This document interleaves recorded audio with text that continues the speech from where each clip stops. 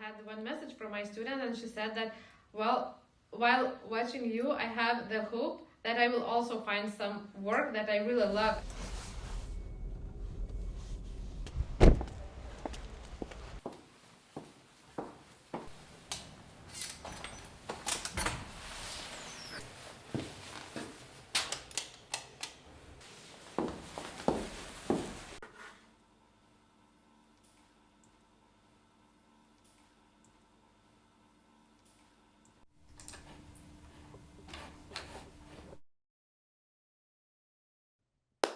Okay. When I was a child, I have to be honest, I wanted to be a teacher. One of my biggest inspirations is my grandmother, who was a teacher, and she took care of me and my sister for quite a long time in my childhood. And I remember her bringing us to school, and sometimes she was asked to cover my primary teacher, and she was asked to do the lessons instead. So I remember that it was one of my warmest memories, because when she did the lessons, they were always very funny, very interactive. And I feel that it was quite an example for me of how you have to work. You have to involve people, you have to create the safe atmosphere. If you feel safe, if you feel engaged, so you will learn more, you will participate more and engage the material. And I think that in my classes, I always encourage students to feel safe, to discuss, to express their ideas, and that are the things that she used to do with us as primary school children.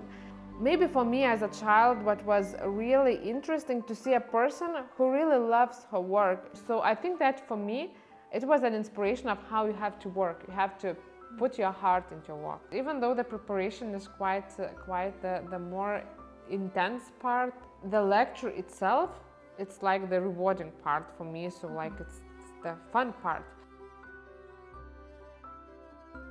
I think that the best part of being a teacher, a lecturer, is meeting the people who are always different, who makes the lecture more interesting to myself as well, because I say that while teaching, you actually learn more than you teach. Who teaches me? Of course, it is students who comes, who ask questions, who participate, and because of them I have to prepare those lectures. So I think that the best part of my work is actually that you're always growing, you're always improving yourself.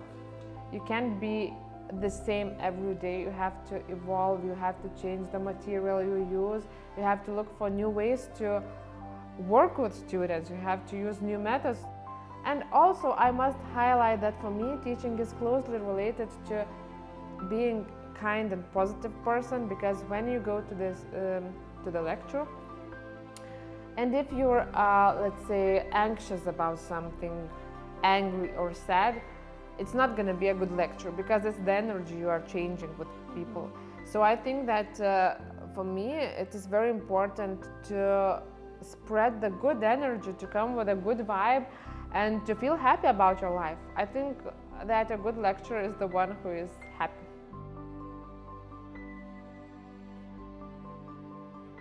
When talking about things which keeps me motivated while teaching, I would say that it's the students and their feedback, because I receive quite a lot of students' feedback, and I'm happy to work with people who are always reacting. After the class, they come to say, okay, thank you, I liked very much the material we were talking about today, and it inspires me to grow, because I know that there are people who evaluate me.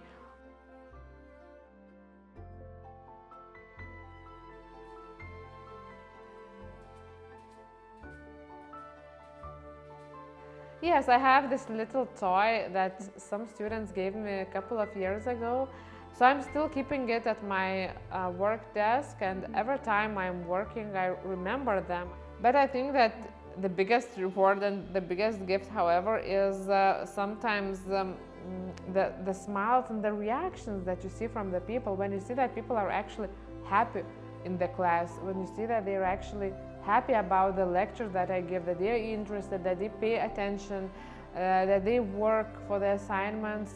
So I think that this is what also I would say is a gift.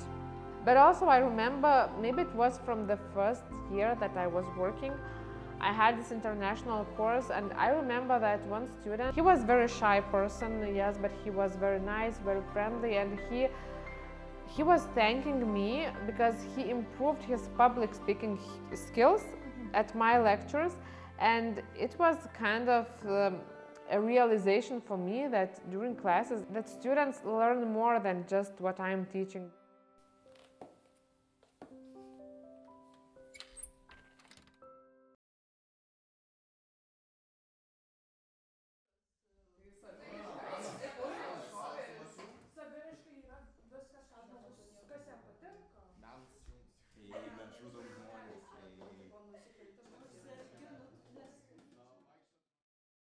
Any questions?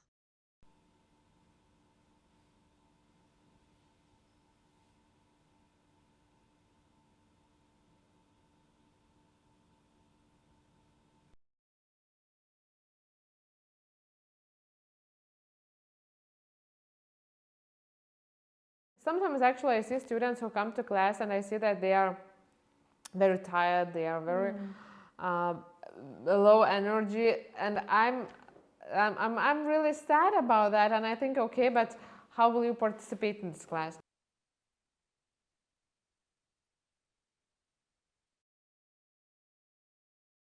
Sometimes I'm scared if I might say the wrong word or just something wrong, so maybe because of that. Pats gal nesu labai mėgėjas reikštis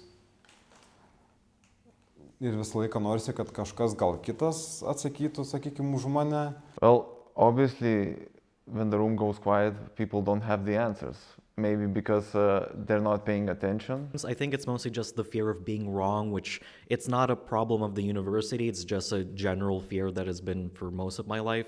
I think a lot of people can probably relate. Well, sometimes you don't want to say stupid questions and like have wrong looks at you, like, are you crazy or something? Like.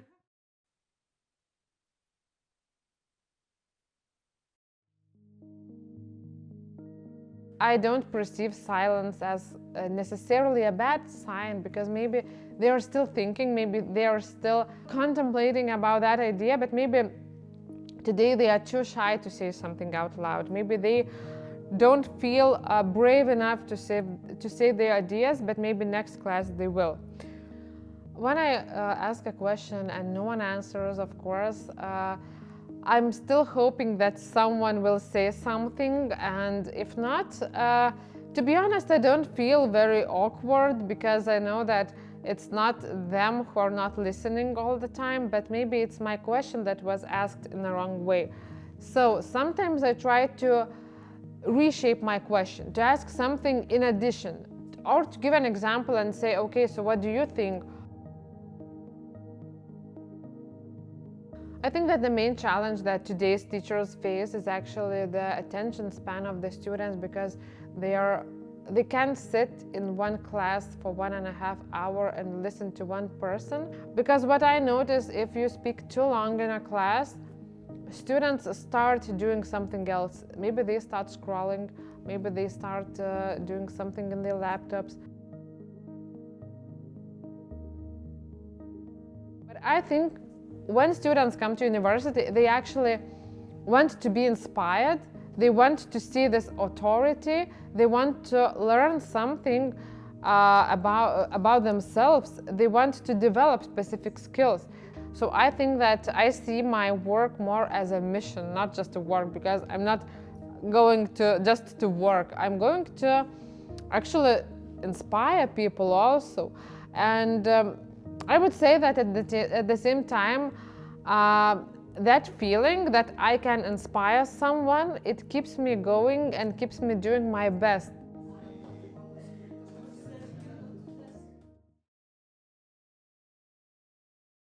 Yeah, Sigita's class I like because on Fridays we always have a group thing and there's discussions, obviously. Labiau vis tiek patinka, kai visi kalbamės, bendraujame, todėl nes gaunasi tas ryšys ir tarp mūsų, ir kartu su dėstytoja, ir tai yra žymiai smagiau, negu kai visi tylime, žiūrime į telefonus.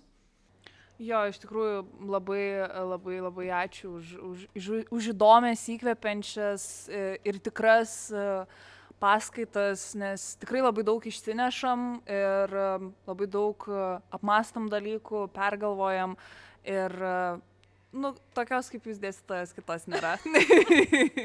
I want to thank Syeda for pulling me out of the audience and into to present something, because I wouldn't have had the opportunity to do something in my life, and what I'm going to do in the summer is gonna be extraordinary, so I thank you for that. Thank you for being so memorable, and thank you for being so nice. Your vibes are great, and I'm really glad that we have you as our communications professor. Manau, mes abi norim pasakyti, kad didelis ačiū Jums, kad Jūs priėmėt mus ir ne tik tapot mūsų mentorė, bet ir mūsų geriausia tikriausia dėstytoja. Man asmeniškai labai patinka jos stilius ir kaip jinai rengiasi, nes kiekvieną kartą aš atinu ir aš ją pamatau ir jinai atrodo kaip iš kokio, nežinau, fashion žurnalo. Syeda yra mūsų diva ir siunčiam daug meilės už jos darbą. Has teaching ever changed you as a person? So I must say that this creative work with people, with young people, has made me quite a happier person, because I started to do the work I love for the full time. So